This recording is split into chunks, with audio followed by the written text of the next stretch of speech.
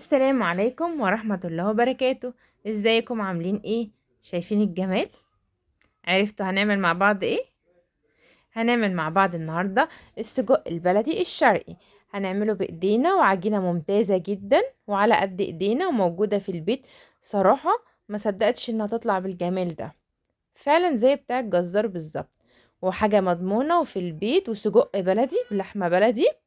هنعمله بالهانك وهنعمله من غير هانك عشان الناس اللي مش متواجد عندهم الهانك دلوقتي، او ارتفاع اسعار الهانك طبعا عدت خالص.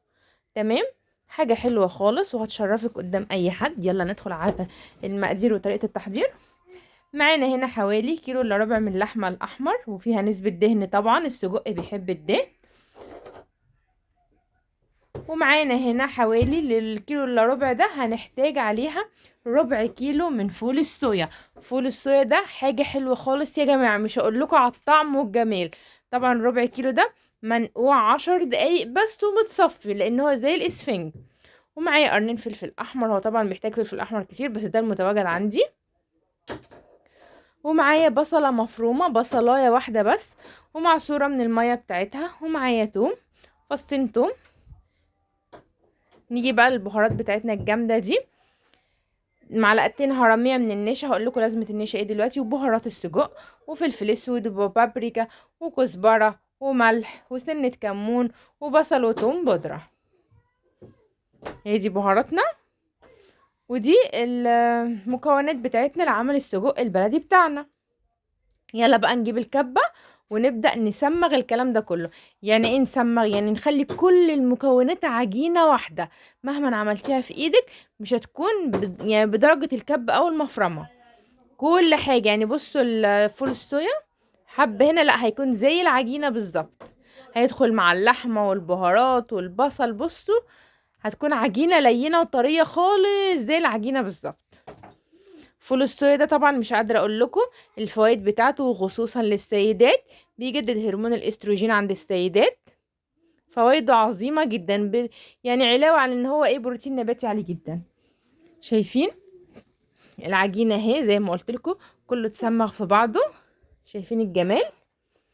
عايزه اقول لكم يا جماعه الريحه وانا بعجنها كده حاجه واو خالص، ما شاء الله اللهم بارك. ريحه روعه خالص. طبعا اهو اللون، الكاميرا ظالمه اللون بس هو والله كان لون احمر ما كانش كده. فاضطريت طبعا لان بنتي قالت لي ايه عايزين نعمل لون كده يا ماما عشان مش باين في الكاميرا. فجبت لون غذائي احمر، ده لون غذائي من عند العطار.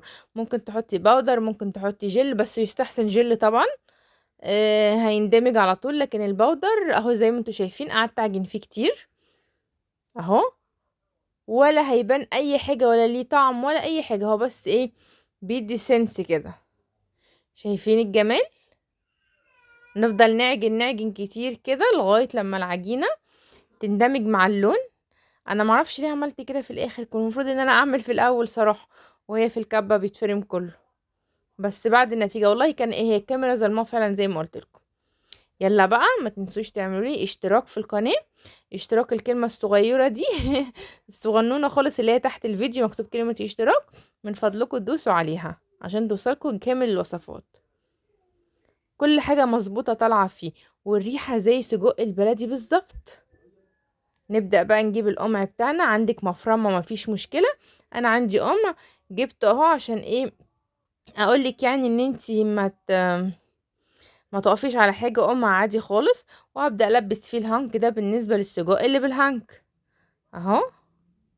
شغالة هفضل اعجن كده اسمع لغاية لما اللون يروح خالص.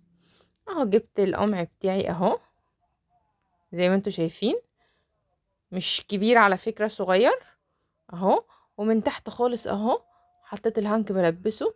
مش هعرف بالجوانتي هقلع الجوانتي دلوقتي، زاولني خالص اهو. افضل انزل كده انزل خالص لغاية اخر قطعة. شايفين؟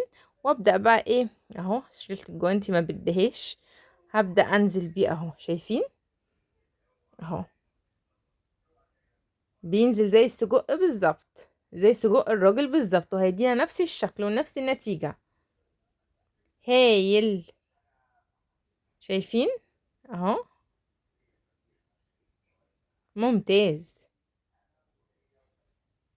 تقعدي تضغطي كده تضغطي، ده بالنسبة لو عندك هانك اهو.